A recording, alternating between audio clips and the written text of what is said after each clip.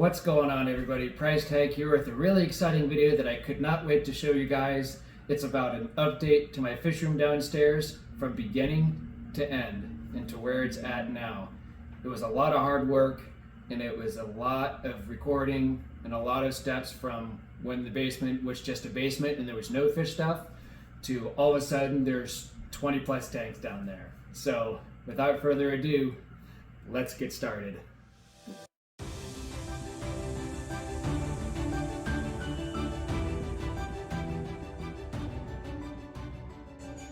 So I want to start this video off with how the basement used to look like before I did any fish stuff to it.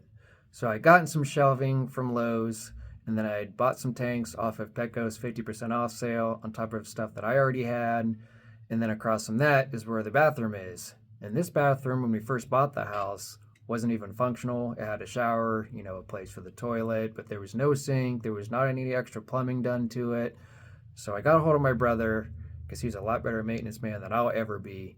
He came in, did some plumbing work, did some painting, some patchwork you see here, and did a lot of extra odds and ends stuff to make this bathroom look exactly how it looks right now, today. So if you look at the before picture of how it used to look like to now, it's a 180 difference. And it's a fully functional bathroom and it does everything I want it to and serves its purpose.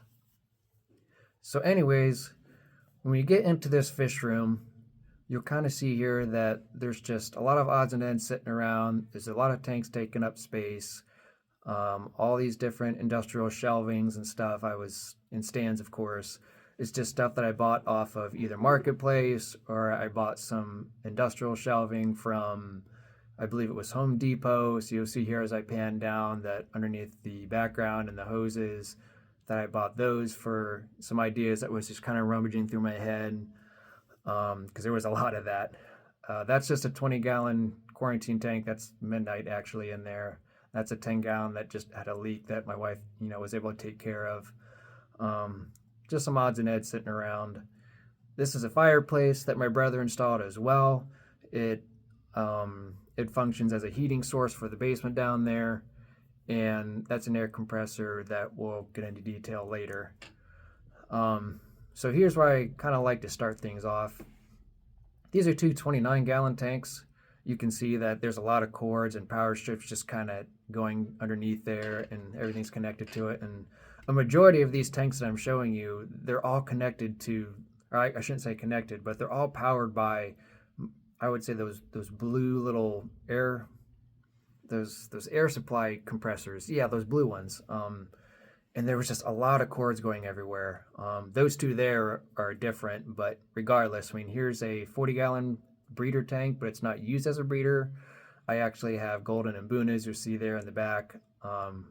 All these tank lights are off because all these tank lights are on timers. Here's another 40-gallon breeder. This is a HAP. I'm using it for a breeder purpose actually. So there's 4 females with that male in there. There's some shelves. There's another 10-gallon tank that's sitting on a plastic shelf, which is not ideal. So don't do that. I didn't have any issues, but I would not recommend that. These are 20-gallon longs. There's our Kenny Eye up there. These are golden and bunas. There's probably some odd 30 something in there. There's probably some 20 to 30 Kenny Eye that are a little bit smaller than the ones from the top shelf. And as we pan over here, there's a dragon blood. She was holding baby fry, so I was keeping her in her tank by herself. ACI Yellowtail, they're doing good, and to this day they're still doing really well and growing. And here's some more baby fry. A long story short, I'm breeding haps and peacocks, so each one of these tanks you're going to see a lot of baby fry, and that's basically what I have a lot of, is anywhere from OBs to peacocks and haps and whatnot. That's a lemon jake right there. You see I had it in quarantine because I had severe popeye for several months and it would not shake it. And then there's some mbunas right there in that tank.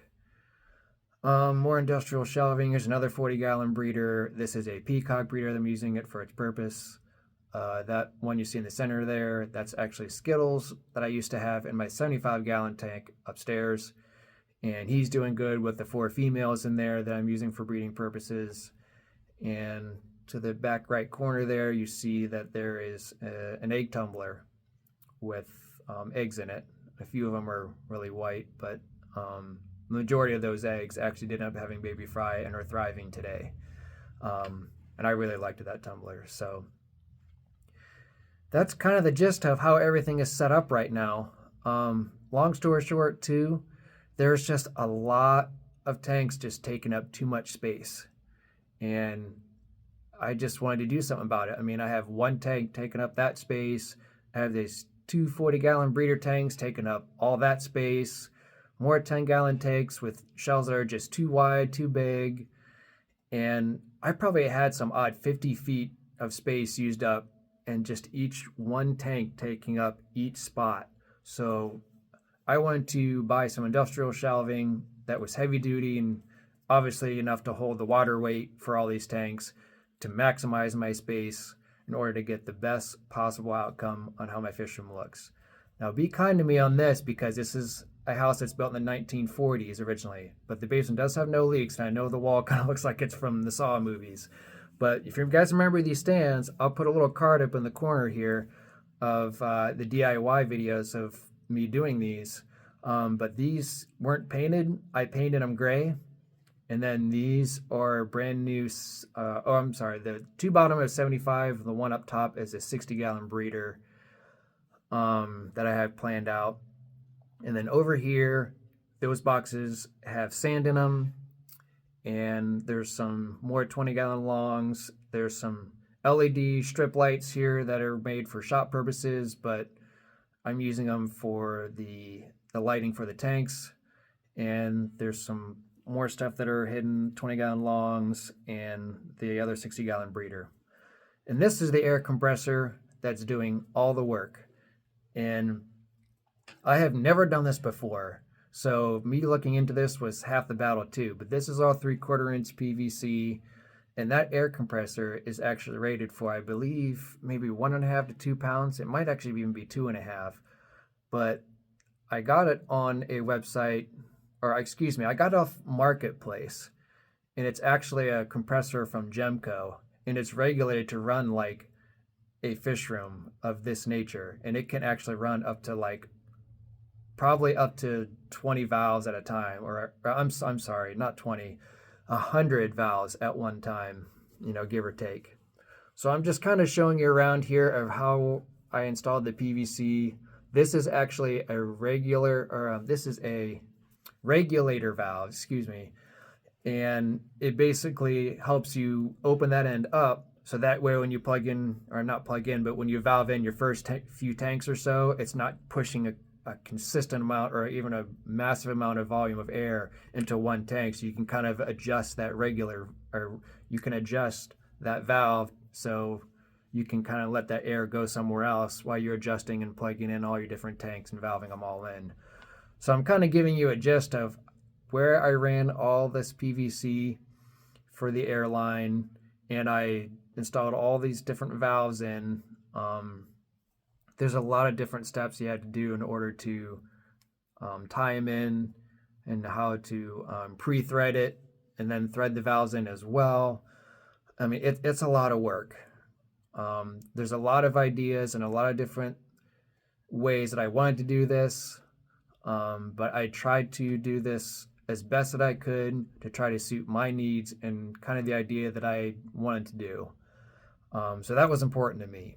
I wanted to make sure that I did all this PVC work first before I did anything else and get that done. This is peel and stick wallpaper from the part that you just saw. That's white. My original plan is to put this peel and stick wallpaper on that wall there, but I've kind of come up with an even better idea. I mean, this is my gears turning again. So I decided to do something a little different, which hopefully pans out. So anyways, over there was a 40-gallon breeder as I moved over there on that industrial shelving. So those were stacked up on top of each other. So that's saving up this space right here. I had moved all the 10-gallon tanks that were just sitting on the shelves there. That's another 40-gallon breeder on top of the other one down below. And those are two 29 gallons I had moved as well. So here's kind of like the 10 gallons, that the one that was sitting on the plastic shelf I told you guys not to ever do. And the other 10 gallons that were just sitting around for the time being. So this air compressor is from Gemco. Like I said, it can regulate a fish room of like several tanks. We're talking like 50 to 100 at a time. And I had ran this PVC down here originally, and I kept it this way because of future plans that I may or may not have.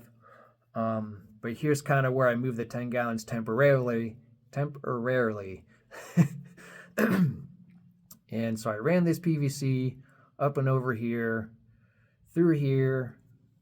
I went down the beam, and as you can see here, that I pre-threaded all the valves, attached all the air lines, and just went all the way down. So I believe at this state, or you can see up there, that there's one of the blue air compressors. So most of the tanks were still run by these blue air compressors that you get just from your pet stores. But I did all this stuff. I did all the valve work. I did all the airline attachments you see there. So you can see like 1, 2, 3 was meant for top, middle, and bottom. And then you go over, with these tanks, you see the, 1, 2, 3, top, middle, and bottom as well. So this is where the 2 stands that I had built on my own for the 10-gallon rack and the 20-gallon long rack. And it's I gotta tell you, basement floors are not even, so I had to figure that all out too. That took a while. But see, that's a power strip that I attached to the back ends of these stands. Oh, that's a camper weather strip seal, or a camper weather stripping, like a seal. So I put that on there to make sure the tanks don't slide around for any type of reason. So that makes them more secure too. So if anyone makes racks, I highly recommend that because they work phenomenal. But you can see how I ran all these airlines. And then the next project was, of course, to move all these 10 gallons and those 20-gallon longs. Don't mind that one 10-gallon that's green. Everything was healthy in it, but it just had like a new tank syndrome to it. And I took care of that later on down the road. So don't worry, that tank is perfectly fine. But this is where power strip is. You might hear this air compressor. Yeah, here we go. I mean, that thing was noisy, and it had 6 valves attached to it. And I was actually a little disappointed in this because it was supposed to go to all 6 of these 10-gallon tanks, and it actually didn't have enough of a powerhouse to do all of them. So I had to attach more 10-gallon pumps to go to the rest of them. So I was a little disappointed, especially with how noisy it was. It was like, oh my God, I couldn't record videos without hearing that buzzing noise. It was ridiculous. So yeah, here's where the 29 gallons got moved over so I could put these 40-gallon breeders. You see those LED shop lights that are kind of sitting above there to help light the tanks up. There's those golden bunas you might be able to see a little bit more of. PVC that I ran over there across. You'll see there's a tie-out point that I was going to go down there originally, but then I decided to change my mind and I just kind of capped it off. And I might use it for the future, I may not. So I just decided to leave it like that. I ran it down here instead to go towards these 40-gallon breeder tanks above the beam, around the vent work. And then you have those valves that are sitting there for the purpose of using the breeder tanks. And I believe I added an extra valve. I'm almost positive I did, for the egg tumbler purpose, so that I wouldn't have to use any type of air compressor at all. Yeah, there's Skittles, there's the females that are in there. It looks like the egg tumbler's out of there, huh? So I must have transferred them over. I did a lot of recording within all this time frame, so this looks really good. I mean, I'm pretty happy with how this has been turning out. So anyways, panning over to the PVC here that's going against this wall. I'm planning to put 2 55-gallon tanks at this spot, along with that peel and stick wallpaper you saw there. It was going to be a really presentable, kind of like a showpiece to when you first enter this whole entire area to kind of present this. So yeah, that's kind of the gist of everything, of me moving around a bunch of stuff. So these are the stands that I freed up and sold on Marketplace. And then here's the stands and how they looked before I started moving everything. So let's get started. I started here with the 10 gallons, moving around. I did water changes to each and every one of these 10-gallon tanks as I added them on here and plugged them into the power strips and got the lighting all into it. And And it was weird because I actually stopped by the 10s and I started doing the 20s. And then I started to realize, I was just like, you know what, let's do all the bottom tanks first. So I went ahead and did that. I missed one. You saw two go up at the same time. But you definitely want to start on the bottom level first before you do anything else. I mean, oh, that was my one and only fish death I had throughout this entire movement. So unfortunate, but you know, it could have been worse. So you'll see me here. I keep adding one tank after another and adding them and moving them around. I mean, it's a lot of work. Like I said, I did water changes to each and every one of these active tanks, moved them up myself, and set it up to how they look today. So this is the shelves, and this looks really good. Like I was really happy about all this. That's the 40 gallons on the corner and the 29s over there. And so, I mean, everything just panned out really nicely. So I believe what this is how it used to look. Oh, I'm sorry. This is how much space I got out of this. So there's that shelf that I got from Lowe's. So all this space is what I cleared up in to make these 10-gallon rack and 20-gallon long rack. I mean, it actually turned out really, really well. Everything leveled out perfectly because that was important to me because basements, they're just not level. And so when I finally got a chance to level everything out, it just worked out great. So all the airline looks like everything is attached. So you're probably wondering, look at these shelves. You know, in this free space, this fireplace, and this air compressor, I decided to leave that there because that was a pretty good spot for it, and it does all the work. Not gonna miss you, buddy. Definitely not. No more noise. So, moving all this stuff around, look at all these extension cords and power strips and different plugs and odds and ends I freed up. It's insane how much I saved. So now with all this empty space, what am I going to do? Here you go. Here's the industrial shelves take place where the 75s and the 60-gallon breeders are going to go. And we're going to keep moving forward. All right, guys, here we go. Here's the 275s and the 60-gallon breeders on top. All these are dual sponge filter, and I started to add backgrounds. I'll probably add more to the top ones. This one has your normal black background, but all the water is crystal clear, and everything is going to essentially look relative to this. I'll probably put one or two decorations within the other tanks. It's midnight swimming around there, just helping cycle the tanks. He's still looking pretty good, pretty healthy. But yeah, that's how everything looks to this day. So with all that being said, here is the final video of my fish room. So we'll walk in here, and here we go. When you first walk into the door, you'll see my two stands that I made. You'll see that air compressor up there and the fireplace. And then as you walk in, I had gotten this little cart here that keeps all the fish food in, all of my nets, chemicals, odds and ends, and hoses. And that's actually really useful to have. And here we'll start off like we did before with the 29 gallons. This is the mollies. I left all the lights on for you guys so that way you can see everything the best you can. But here's all my mollies. They're always active. They're always, getting the attention. These are Dragon Blood. These guys are always front and center whenever you go, even if you're not feeding them, which is nice. So that tank is doing really well. These are the oldest golden imbunas that I have, and they're getting bigger by the day too. So I'm going to eventually be moving them to the bigger tanks that you had just seen. This is a 40-gallon breeder. That's all cycle. I just got to use that, for... I haven't decided about that one yet, actually. But these are the 20-gallon long. This is the 3 tanks on the right side. The top one here has a holding female lithobate. So I'm kind of keeping her in her own tank until she has her fry. And then you have these 2 that are empty that I'll be transferring some from the 10 gallons into there to kind of use them as grow out tanks. Here is my Kenny Eye. These are the second oldest, I believe.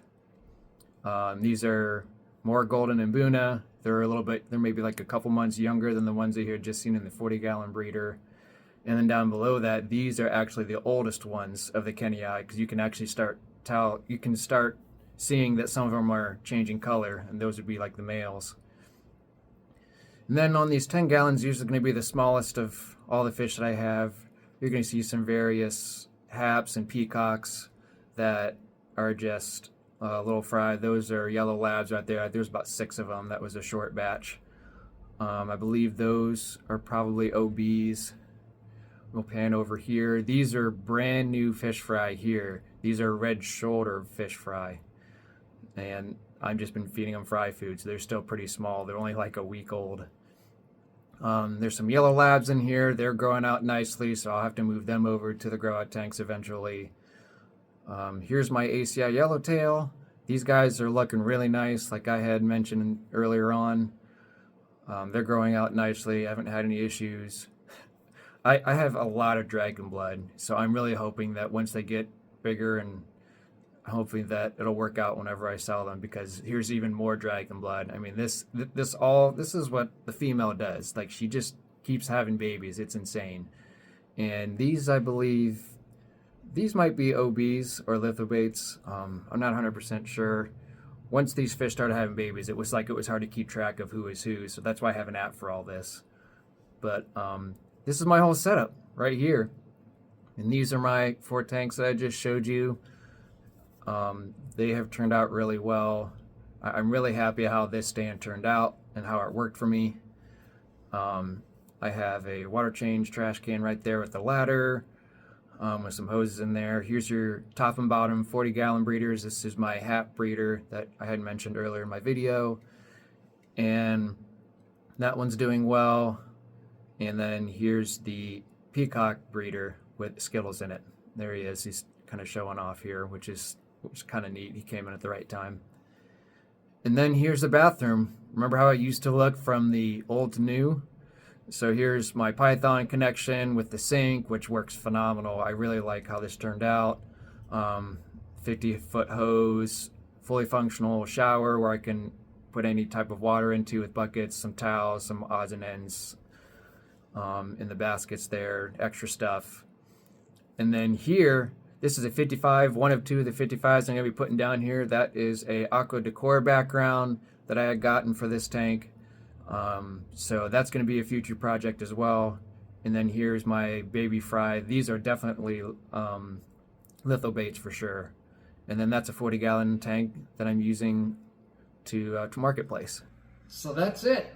That's everything I've been working on for the past several months now, and even longer. So I'm really hoping that you guys stuck it all the way through the video and to the very end, because this was a lot of work, a lot of patience, and a lot of time spent between my work schedule, normal life, and fish life. So it's been a lot of fun, and I'm really hoping that you guys enjoyed this content, and I cannot wait to have more time now to come out with more videos in the future. So thanks again from the bottom of my heart for watching this all the way through, if you've made it. And we'll see you guys on the next one. Price tag out.